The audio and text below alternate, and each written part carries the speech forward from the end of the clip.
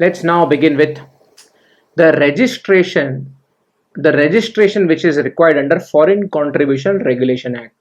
हिंदुस्तान में कोई भी सेक्शन 8 कंपनी है, कोई भी ट्रस्ट है, कोई भी सोसाइटी है जो कि समाज सेवा कर रही है, जो किसी पर्टिकुलर ऑब्जेक्ट के लिए डोनेशंस विदेश से एक्सेप्ट करके हिंदुस्तान में समाज सेवा करने वाली है, ऐसी एंटिटीज को एक FCRA रजिस्ट्रेशन लगता है। फॉरेन कंट्रीब्यूशन रेगुलेशन एक्ट 2010 के तहत एक रजिस्ट्रेशन लगती है।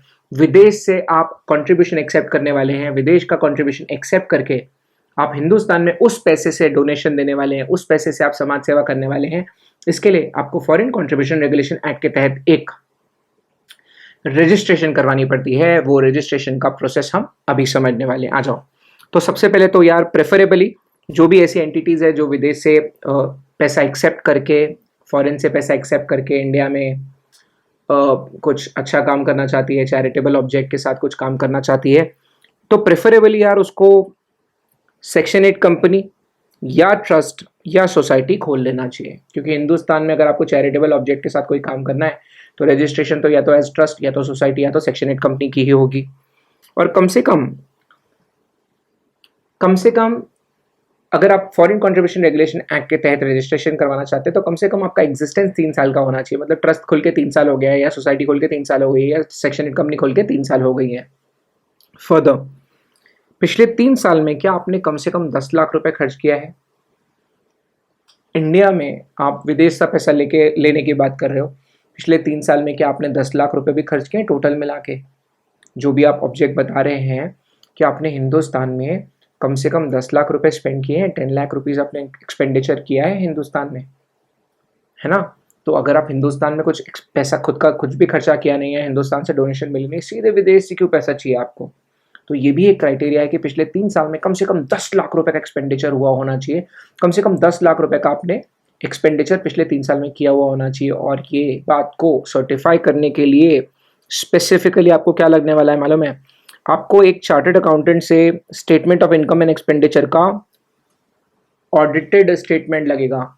सो a chartered accountant he shall audit this particular, he shall duly certify the fact कि पिछले 3 साल में वाकई में 10 लाख रुपए का एक्सपेंडिचर आपने हिंदुस्तान में किया है। ठीक है? तो ऐसी कोई एंटिटी है जो समाज सेवा करना चाहती है, उसके लिए विदेश से पैसे चाहिए, तो आपको पिछले 3 साल में पहले तो आपकी रजिस्ट्रेशन होनी चाहिए, पिछले 3 साल में कम से कम 10 लाख रुपए का एक्सपेंडिचर आपने किया हुआ होना चाहिए। ये सर्टिफिकेशन आपको सी से करवा के लाना पड़ेगा ना।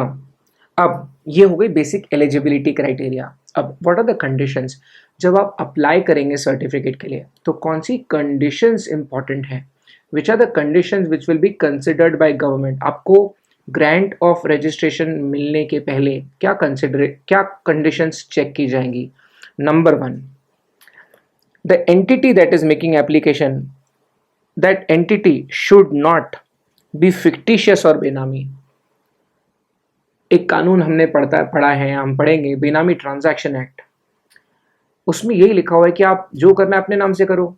आप किसी और के नाम से क्यों प्रॉपर्टी होल्ड करते हो? किसी और के नाम पे क्यों अपने पैसे प्रॉपर्टी होल्ड करके रखी हुई है?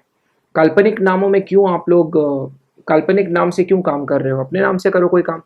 तो हिंदुस्तान में अगर आपने कोई बेनामी ट्रांजैक्शन किया है या कोई फिक्टिशियस काम आप करते हो, अपने नाम से एप्लीकेशन डालो। अगर आप फिक्टिशियस नाम से एप्लीकेशन डालते हो, बेनामी नाम से एप्लीकेशन डालते हो, सर्टिफिकेट ऑफ रजिस्ट्रेशन नहीं मिलेगा। Further, you have been prosecuted for conversion. आप हिंदुस्तान में आपको प्रोसिक्यूट किया गया है या आप पकड़ में आ गए हो, कन्विक्ट हो गए हो। For what? कन्वर्जन। एक धर्म के व्यक्ति को दूसरे धर्म में कन्वर्ट करने के लिए आप करवाते हो आप, चाहे फिर आप जोर ज़बरदस्ती से कराते हो या इंड्यूस करते हो।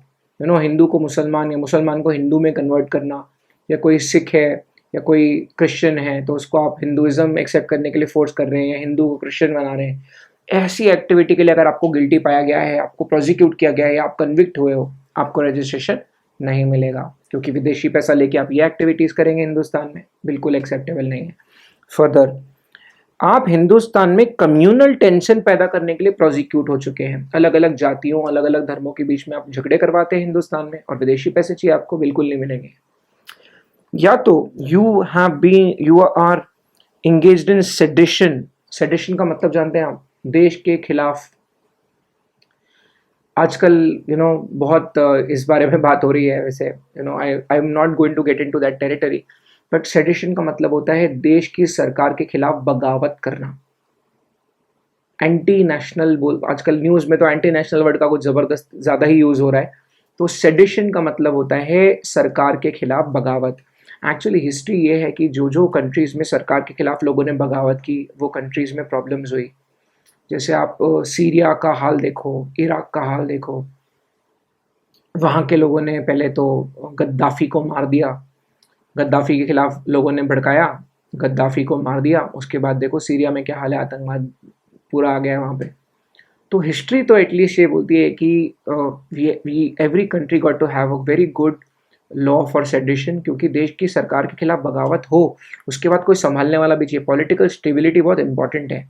मैं 2 मिनट के लिए बीजेपी कांग्रेस को बिल्कुल साइड कर लो, प्योरली मैं आपको कॉन्सेप्चुअल बात बता रहा हूँ कि सेडिशन जो है, देश की सरकार के खिलाफ अगर कोई बगावत करता है तो इसके बहुत नेगेटिव आउटलुक्स, बहुत ही नेगेटिव कॉन्सिक्वेंसेस हो सकते हैं। तो अगर कोई पर्सन है, उसे हमने सेडिशन के लिए कभी पकड़ा है, सेडिशन मतलब देश की सरकार के खिलाफ बगावत के लिए अगर हमने उनको पकड़ा है, तो भी आपको ये विदेशी कंट्रीब्यूशन एक्सेप्ट करने के लिए नहीं मिलेगा। या तो you have been guilty of misutilisation of funds, आपको साइफनिंग ऑफ के लिए, पैसे की हेराफेरी करने के लिए पकड़ा गया है, बिल्कुल अलाउड नहीं होगा। या तो अगर आप पहले फॉरेन कंट्रीब्यूशन रेगुलेशन एक्ट, इस कानून के तहत गिल्टी पाए गए थे, तब भी आपको रजिस्ट्रेशन नहीं मिलेगा।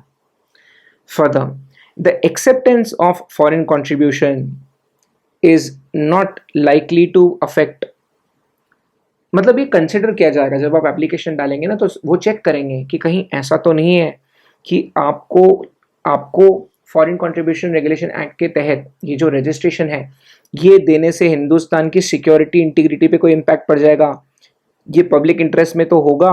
कहीं ऐसा तो नहीं है कि हिंदुस्तान में इलेक्शन की फ्रीडम और फेयरनेस के ऊपर इम्पैक्ट पड़ जाएगा। कहीं ऐसा तो नहीं है कि आपको अगर हमने परमिशन दे दी तो किसी दूसरे कंट्री के साथ हमारे फ्रेंडली रिलेशंस खराब हो सकते हैं। कहीं ऐसा तो नहीं है कि हिंदुस्तान में अलग अलग रेस, कास्ट, कम्युनिटीज़ के बीच में हार्मनी डिस्टर्ब हो जाएगी। तो ये सारी चीज़ें कंसिडर की जाएगी आपकी एप्लीकेशन, जो भी एप्लीकेंट कंपनी है, जो भी एप्लीकेंट एंटिटी है, सेक्शन 8 है, ट्रस्ट है, सोसाइटी है, उसके जो ऑफिस बेयरर्स है, उनको ध्यान में रखते हुए ये भी सारी चीज़ों को कंसिडर किया जाएगा। Further, the acceptance of foreign contribution shall not lead to incitement of offence, कहीं ऐसा नहीं कि हिंदुस्तान में गुनाह करने के लिए विदेश से पैसा मंगाया जा रहा है। And it shall not danger life और safety of any person, Hindustan में किसी भी व्यक्ति की लाइफ और उसकी सेफ्टी कॉम्प्रोमाइज अगर होती हुई दिख रही होगी तो विदेश से कंट्रीब्यूशन एक्सेप्ट करने की इजाज़त नहीं मिलेगी। Okay, so number 1 eligibility criteria क्या है? सेक्शन 8 कंपनी खोलो या सोसाइटी खोलो या ट्रस्ट खोल दो। कम से कम 3 साल के लिए आपको एग्जिस्ट करना पड़ेगा। 3 साल में हिंदुस्तान में कम से कम 10 लाख रुपए का एक्सपेंडिचर होना चाहिए। आप जो भी ऑब्जेक्ट के लिए विदेश से पैसा मंगाने की बात कर रहे हैं, फॉर एग्जांपल अगर आप बोल रहे हैं कि हम हिंदुस्तान में विकलांगों के लिए कुछ करेंगे, हम लोग ओल्ड एज होम बनाएंगे, मिलिट्री ऑर्फन फंड बनाएंगे, तो आपने 3 साल में 10 लाख कम से कम उसमें ऑलरेडी अगर स्पेंड किया होगा, तो ही आपको विदेश से एक्सेप्ट करने का परमिशन मिलेगा। अच्छा सर सुनो ना, थोड़ा और डिटेल में बता दो एग्जैक्टली कौन से फॉर्म में अप्लाई करना पड़ता है। The exact form which has been specified is FC3, form FC3। तो जो एप्लीकेशन है FCRA लाइसेंस की, वो FC3 फॉर्मेट में दी जाती है, और FC3 फॉर्मेट के साथ कुछ डॉक्यूमेंट्स चाहिए होते हैं, जैसे कि ट्रस्ट डीड, या तो सोसाइटी का रजिस्ट्रेशन सर्टिफिकेट, या तो सेक्शन 8 कंपनी का इनकॉर्पोरेशन सर्टिफिकेट। और ट्रस्ट है तो ट्रस्ट डीड आपने दे दी है, अगर सोसाइटी या सेक्शन 8 कंपनी है तो उसका MOA AOA, सोसाइटी है तो MOA और रूल्स और रेगुलेशंस, और पिछले 3 साल की इनकम एंड एक्सपेंडिचर स्टेटमेंट, क्योंकि प्रॉफिट एंड लॉस अकाउंट तो इनका होता नहीं है क्योंकि नॉट फॉर प्रॉफिट एंटिटीज़ हैं। तो इनकम एंड एक्सपेंडिचर स्टेटमेंट आपको पिछले 3 साल की देनी पड़ेगी, और अगर आपको FCRA रजिस्ट्रेशन मिला तो उसकी वैलिडिटी होगी 5 ईयर्स की। ठीक है, तो हिंदुस्तान में ऐसा कोई भी एसोसिएशन जो विदेश से कंट्रीब्यूशन एक्सेप्ट करके हिंदुस्तान में कुछ समाज सेवा वगैरह करना चाहता है, तो उससे पहले FCRA लाइसेंस लेना पड़ता है, FCRA रजिस्ट्रेशन करवानी पड़ती है, और उसके बाद ही वो विदेश का पैसा हम लोग एक्सेप्ट कर सकते हैं, और उससे हम कुछ एक्टिविटीज़ इंडिया में कर सकते हैं। वैसे तो रिक्वायरमेंट नहीं है, लेकिन मैं चाहता हूँ कि मैं आपको एक छोटी सी चीज़ और बता दूँ।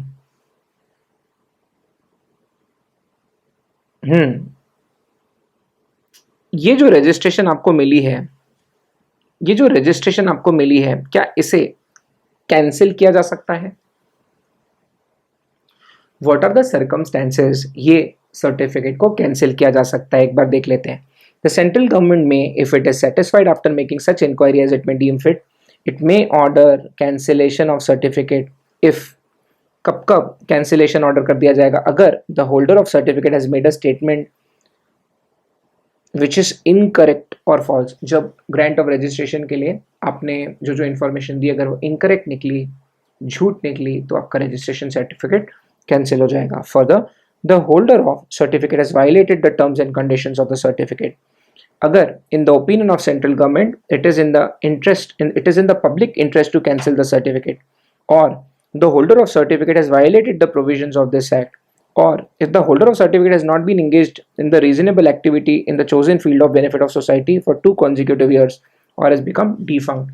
तो आपने जो मकसद बताया था, आपके नॉट फॉर प्रॉफिट ऑब्जेक्टिव जो भी आपने एस्टैब्लिश किए थे पहले, जिस मकसद से आप विदेशी पैसा एक्सेप्ट करने की बात कर रहे थे, जिसके लिए आपने परमिशन ली थी, अगर आप 2 साल से कुछ कर ही नहीं रहे हैं, 2 साल से आपने कोई एक्टिविटी ही नहीं की है, तो फिर आपको आपका सर्टिफिकेट हो सकता है सरकार कैंसिल कर दे.